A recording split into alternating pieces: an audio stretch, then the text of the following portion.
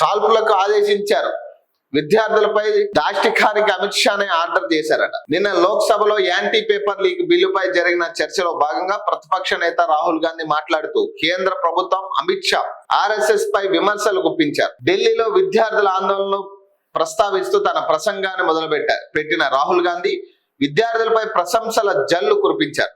ఈ దేశ ఆత్మను వారు కాపాడతారని, పార్టీలకు అతీతంగా అందరూ వారిని ప్రశంసించాల్సిందేనని పేర్కొన్నారు. వారికి జరిగిన అన్యాయాన్ని ప్రశ్నించినందుకు కేంద్ర ప్రభుత్వం బల ప్రయోగం చేసిందని మండిపడ్డారు. పైలట్ గన్లను పోలీసులు వినియోగించారని, ఆ పైలట్లతో గాయపడిన విద్యార్థులను తాను కలిశానని, కొందరు చూపును కోల్పోయే ప్రమాదంలో ఉన్నారని వివరించారు.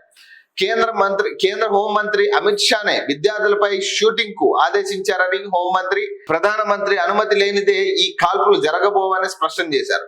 ఈ రోజు ఆయన సభకు ఎందుకు హాజరవ్వలేదని ప్రశ్నిస్తూ ఆయన భయపడ్డాడని ఎద్దేవా చేశారు. ఈ ప్రభుత్వం విద్యార్థుల ఉండనివ్వట్లేదని, ఉద్యోగుల కల్పనపై వారు మాట్లాడనివ్వకుండా అడ్డుకుంటున్నారని తెలిపారు. ఈ దేశంలోని విద్యా వ్యవస్థ పూర్తిగా ఆర్ఎస్ఎస్ చేతిలో ఉన్నదని, ధర్మేంద్ర ప్రధాన్ కేవలం ఒక ముఖం మాత్రమేనని ఆరోపించారట. సరే, దీన్ని పట్టుకునే మనం తెలంగాణ గురించి కూడా మాట్లాడదాం. సరే, యాంటీ పేపర్ లీక్ బిల్లు కావాల్సిందే, ఖచ్చితంగా విద్యార్థులకి న్యాయం జరగాల్సిందే.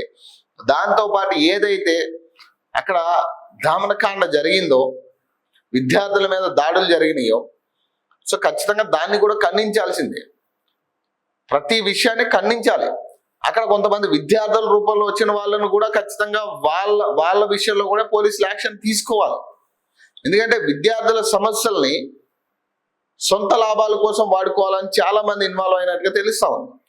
సో నిన్న మొన్న కూడా దాదాపు 400 నుంచి 1000 మంది అందులో ఇన్వాల్వ్ అయ్యారు. వాళ్ళ ఫేస్ రికగ్నైజేషన్ గుర్తుపట్టిందని చెప్పి వాళ్ళ మీద పలు కేసులు ఉన్నాయి. గతంలో కూడా కొన్ని హత్యాయత్నం కేసులు ఉన్నాయి, కొన్ని మానభంగ కేసులు ఉన్నాయని చెప్పి ఒక న్యూస్ వస్తా ఉంది. సో ఏదేమైనా కానీ ఖచ్చితంగా ప్రతి ఒక్కరు, విద్యార్థులను మినహాయించి ప్రతి ఒక్కరి మీద ఏదైతే అన్యాయంగా విద్యార్థుల నిరసనని వాడుకోవాలని చూసారో ఖచ్చితంగా వాళ్ళ మీద యాక్షన్ తీసుకోవాలి. దాంతో పాటు విద్యార్థుల మీద ఈ రకమైన దాడులు చేయడం అన్నది కూడా కరెక్ట్ కాదు. మనం మొదటి నుంచి కూడా అదే చెప్తాం.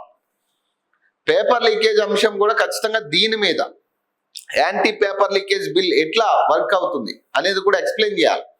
యాంటీ పేపర్ లీకేజ్ బిల్ ఏ రకంగా వర్తిస్తుంది, నిజంగా మరి పేపర్ లీకేజీలు కాకుండా ఉంటుందా, పేపర్ లీకేజ్ కాకుండా ఉండడానికి మీరు తీసుకునే జాగ్రత్తలు ఏంటి, ఈ యాంటీ పేపర్ లీకేజ్ బిల్లులో ఏమేం సెక్యూరిటీ ఇస్తా ఉన్నారు పేపర్ లీకేజ్ కాకుండా అనేది విద్యార్థులకి ఖచ్చితంగా ఎక్స్ప్లెయిన్ చేయాలి.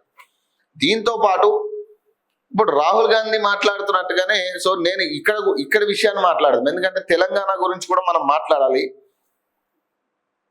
ఆయన ఏమంటున్నారు, విద్యార్థుల భవిష్యత్తుతో ఆడుకుంటున్నారు ప్రభుత్వాలు, కావాలని విద్యార్థులు వాళ్ళ బాధలు చెప్పుకొని ఇచ్చే పరిస్థితి లేదని చెప్తా ఉన్నారు. సేమ్ ఇదే సిచ్యువేషన్ తెలంగాణలో జరుగుతుంది. సింపుల్. ఇప్పుడు రాహుల్ గాంధీ గారు ఏదైతే ఢిల్లీలో విద్యార్థులందరినీ ఉద్దేశించి చెప్పారో అదే ఇక్కడ తెలంగాణలో నిరుద్యోగులకి, విద్యార్థులకి జరుగుతుంది.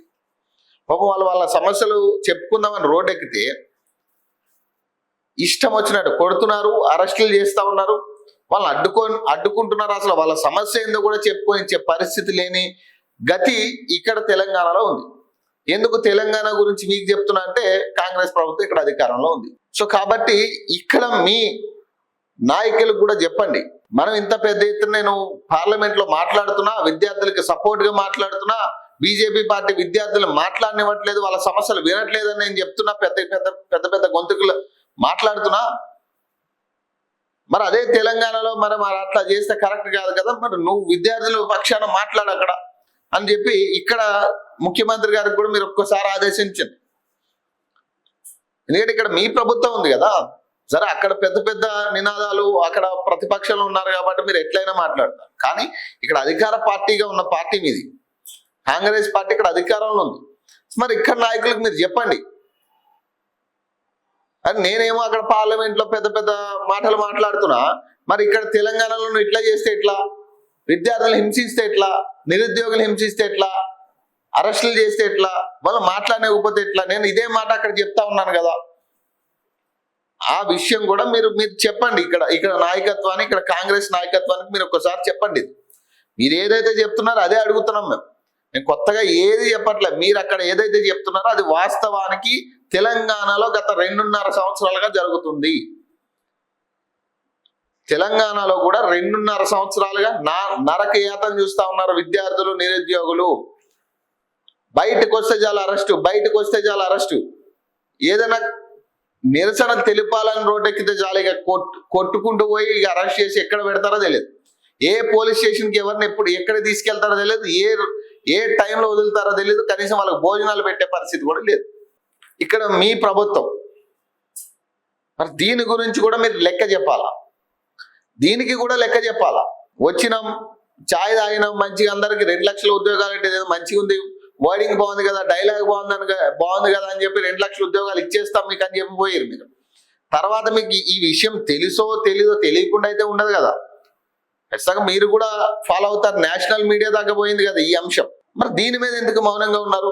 మీరు అక్కడ క్వశ్చన్ చేసే దాని గురించి నేమనట్లే, పర్ఫెక్ట్ క్వశ్చన్ చేశారు మీరు. అక్కడ పార్లమెంట్ లో మీరు క్వశ్చన్ చేసింది 100కు 100% మేము సపోర్ట్ చేస్తున్నాం. మరి అదే క్వశ్చనింగ్ తెలంగాణలో ఏమైంది అంటున్నాం. తెలంగాణ విషయంలో ఏమైంది? అదే క్వశ్చన్, అదే పాయింట్ ఎక్కడ ఎందుకు రైజ్ చేయట్లే మీరు? నిజంగా మీరు విద్యార్థుల గురించే మీరు పోరాటం చేస్తే, విద్యార్థుల కోసం అంత ఆందోళన చెందితే, అంత బాధ చెందితే, మరి తెలంగాణలో కూడా విద్యార్థులే కదా. మరి దీనికి సమాధానం చెప్పండి. అవన్నీ పక్కన పెట్టండి. ఇక ఈడియట్లను అంధభక్తులు అనుసరిస్తారట. విద్యార్థుల గురించి రాహుల్ గాంధీ మాట్లాడుతూ తను ఓ విద్యార్థితో మాట్లాడుతుండగా 3 రకాల ప్రజలు ఉంటారని సదరు విద్యార్థి తనతో అన్నట్టు వివరించారు. మొదటి రకం విద్యార్థులని వీళ్ళు సత్యమేంతనేది అన్వేషణలో ఉంటారని, ఎన్నో ప్రశ్నలకు సమాధానాలు వెతుకుతుంటారని తెలిపారు. ఇక 2వ వర్గం ఈడియట్లని సదరు విద్యార్థి వివరించినట్టు పేర్కొన్నారు. తనే దేవుడిని పూర్తిగా ఈ ఈడియట్ వర్గం నమ్మేస్తుందని, దేవుడిలాగే నటించడానికి ప్రయాసపడుతున్నారని, ఇందుకోసం భారీ ప్రచారం దమ్మిడికలు మోగిస్తున్నారని వివరించారు. మరి అంధభక్తులు ఏ వర్గంలోకి వస్తారని అడగ్గా 3వ వర్గం వారిదేనని తెలియజేసినట్టు చెప్తున్నారట. వీళ్ళు ఇది వరకు చెప్పిన దేవుడని నమ్మించే ఈడియట్లను నిజంగానే దేవుళ్ళని విశ్వసిస్తారని, అంటే ఓ అంధభక్తుడు ఒక ఈడియట్ ను దేవుడని నమ్మేస్తుందని వివరించారు. దీంతో అధికార పక్షం నుంచి ఆందోళనలు వినిపించాయి. రాహుల్ గాంధీ పరోక్షంగా బీజేపీ మద్దతుదారులను, ప్రధానిని టార్గెట్ చేసినట్టు భావించడంతో ఆయన ప్రసంగంపై అభ్యంతరాలు లేవనెత్తారు. పార్లమెంట్ లో ఈడియట్ అనే పదాన్ని వాడడాన్ని వ్యతిరేకించగా, తాను ఎవరి పేరును ప్రస్తావించడం లేదని, ఎవరిని పేర్కొనకుండా తాను విద్యార్థిని నిర్వచించే ప్రయత్నం చేస్తున్నానని స్పీకర్ ఓ బీర్లకు రాహుల్ తెలియజేశారు. తనను మాట్లాడనివ్వకుండా అడ్డుకుంటున్నారని, తన మైక్ కట్ చేస్తున్నారని ఆరోపించారట. రాహుల్ గాంధీ విమర్శలను అధికార పక్షం తీవ్రంగా ఖండించింది. రాహుల్ గాంధీకి వ్యవస్థ ఎలా నడుస్తుందో తెలియదని, నిరసనను అణచివేయడానికి కేంద్ర మంత్రుల నుంచి ఆదేశాలు వెళ్ళావని, స్థానిక మెజిస్ట్రేట్ నుంచి ఆదేశాలు వెళ్తాయని కేంద్ర మంత్రి జితేంద్ర సింగ్ వివరించారు. విద్యార్థులపై దామకాండకు కేంద్ర మంత్రి అమిత్ షా ఆదేశించాడనడంపై ఆరోపణలేనని కొట్టిపారేశారు. అమిత్ షానే ఆదేశించారని ప్రూఫ్లు ఏమైనా ఉన్నాయా అని కూడా నిలదీసిరాట. ఎవరు? కిరణ్ రిజిజు. వట్టి ఆరోపణలతో సభను తప్పుదారి పట్టించొద్దని అమిత్ షాకు ఆయన క్షమాపణలు చెప్పాలని డిమాండ్ చేసిరాట.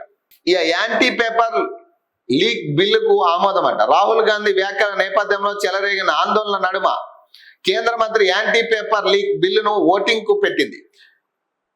ముజువాని ఓటు ద్వారా లోక్సభలో ఈ బిల్లుకు ఆమోదం లభించగా, నేడు రాజ్యసభలో ఈ బిల్లును ప్రవేశపెట్టనున్నారు. కాగా కేంద్ర మంత్రి జితేంద్ర సింగ్ ఈ బిల్లు గురించి నిన్న లోక్సభకు వివరిస్తూ, సర్వీస్ ప్రొవైడర్లకు జరిమానా కోటి నుంచి 5 కోట్లకు పెంచామని, జైలు శిక్షను 3 ఏళ్ల నుంచి 10 ఏళ్లకు పెంచామని, మేనేజ్మెంట్ కు గతంలో ఉండే జరిమానా కోటి నుంచి 5 కోట్లకు ఈ సవరణలో పెంచామని తెలిపారు. ఈ బిల్లు ప్రకారం చీటర్లకు శిక్షను 5 నుంచి 10 ఏళ్లకు పెంచామని, జరిమానా 10 లక్షల నుంచి 50 లక్షలకు పెంచినట్టు వివరించారు. ఇన్ఛార్జ్ సిబ్బందికి 10 ఏళ్ల నుంచి 5 ఏళ్ల దాకా శిక్ష ఉంటుందని, 5 కోట్ల జరిమానా ఉంటుందని చెప్పారు. లీక్ ముఠాలకు కనీసం 7 ఏళ్ల జైలు శిక్ష, 10 కోట్ల జరిమానాను ఈ సవరణలో ప్రతిపాదించినట్టు తెలుస్తున్నారు. ఇక్కడ విషయం ఏంటంటే, యాంటీ పేపర్ లీక్ బిల్ అనేది మాకు కావాల్సింది ఎట్లా అంటే మళ్ళీ పేపర్ లీకేజ్ కావద్దని. ఇప్పుడు 1 కోటి నుంచి 5 కోట్లకు పెంచారు, కరెక్టే. వాస్తవానికి ఈ జరిమానా పెంచడం వల్ల పేపర్ లీకేజ్ ఆగిపోతుంది అనేది అదొక బ్లండర్ మిస్టేక్. ఎందుకంటున్నా, ఈ జరిమానాలకు ఎవరు భయపడితే, జరిమానాలకు భయపడి ఉంటే అసలు పేపర్ లీకేజ్ జరగవు. జరిమానాలకి జైలు శిక్షకి భయపడి ఉంటే అసలు పేపర్ లీకేజీలు జరగవు. మరి పేపర్ లీకేజీలు జరుగుతుంది దేనికి, ఎట్లా జరుగుతుంది? టెక్నికల్ గా జరుగుతా ఉంది. దాంతో పాటు ఎవరో సహాయం చేస్తా ఉన్నారు. అది గవర్నమెంట్ నుంచి సహాయం వెళ్తుంది వాళ్ళకి. అందరూ కలిసి కట్టగా ఆ పేపర్ లీకేజీలు జరుగుతున్నాయి. సో గతంలో జరిగినవి కూడా అట్లానే జరిగినాయి. అంతేగాని వీళ్ళెవరికి జైలు శిక్ష ఎన్నేళ్ళు జైలు శిక్ష పడుతుందో తెలియకుండా, ఎంత జరిమానా పడుతుందో తెలియకుండా అయితే ఇవన్నీ చేయరు. నిజంగా వాటికి జరిమానాకి భయపడే అంత ఉంటే అసలు పేపర్ లీకేజీ జరగదు. కాబట్టి జరిమానా ఒకటే మార్గం కాదు, టెక్నికల్ గా చాలా అప్గ్రేడ్ అవ్వాలి. విద్యా వ్యవస్థ టెక్నికల్ వైజ్ లో బాగా అప్గ్రేడ్ అవ్వాలి. ప్రభుత్వ పరీక్షలు ఏవైతే ఉన్నాయో, ప్రభుత్వం నిర్వర్తిస్తున్న పరీక్షలు ఏవైతే ఉన్నాయో అవి చాలా పకడ్బందీగా టెక్నాలజీని వాడుకుని వాళ్ళు పరీక్షలు నిర్వర్తించాలి. సో ఇంత హైఎండ్ టెక్నాలజీలో కూడా ఇంకా మనం పేపర్ లీకేజ్ గురించి మాట్లాడుతున్నామంటే అర్థం చేసుకోవాలి. సో కాబట్టి పేపర్ అసలు ఫస్ట్ లీకేజ్ చేయడానికి స్కోప్ లేకుండా దాన్ని తయారు చేయండి. ఏ విధంగా ఏ ప్రాసెస్ లో పెడితే అది లీక్ అవ్వకుండా ఉంటుంది, ఏ ప్రాసెస్ లో వెళితే లీక్ అవ్వకుండా ఉంటుంది, అసలు పేపర్ లీకేజ్కి ఆస్కారం లేకుండా చేయండి ఫస్ట్. తర్వాత అప్పుడు కూడా ఒకవేళ పేపర్ లీకేజ్ జరిగితే ఈ జరిమానాలు అప్పుడు వేయవచ్చు. కానీ ఫస్ట్ ఆఫ్ ఆల్ మీరు చేయాల్సింది ఏంటంటే, ఇమీడియట్ గా చేయాల్సింది ఈ ప్రాసెస్ స్టార్ట్ చేయండి. ఎట్లా, దీని మీద ఏం చేయాలా, ఏ టెక్నాలజీ వాడాలా, ఇప్పుడున్న టెక్నాలజీలో ఏది మ్యాచ్ అవుతుంది. ఫస్ట్ పేపర్ లీకేజ్ అవ్వకుండా అవ్వడానికి కూడా ఆస్కారం లేకుండా చేయాలా. తర్వాత మీరు చెప్పినట్టుగా జరిమానా అప్పుడు కూడా మీరు అంత పగడ్బందీగా చేసాక కూడా పేపర్ లీకేజ్ అయిందంటే అప్పుడు ఆలోచించాల్సిన విషయమే. ఎందుకంటే ఇంత పగడ్బందీగా పెట్టాక కూడా పేపర్ లీకేజ్ అవుతుందంటే ఖచ్చితంగా అదేదో గవర్నమెంట్ తప్పిదం అనుకోవాలి. వాస్తవానికి ఇంత ధైర్యంగా అప్పుడు కూడా ఒకవేళ పగడ్బందీగా ఉండి పేపర్ లీకేజ్ అయితే ఖచ్చితంగా వాళ్ళకి ఎక్కడో ఎవరో సపోర్ట్ చేస్తున్నట్టే కదా గవర్నమెంట్ నుంచి. కాబట్టి ఫస్ట్ మీరు ఇనిషియల్ గా తీసుకోవాల్సిన ఆలోచన ఏంది, ఫస్ట్ పేపర్ లీకేజ్ అవ్వకుండా ఎట్లా మనం ఎగ్జామ్స్ కండక్ట్ చేయాలనే అంశం మీద ఫస్ట్ మీరు ఆలోచించాల్సింది.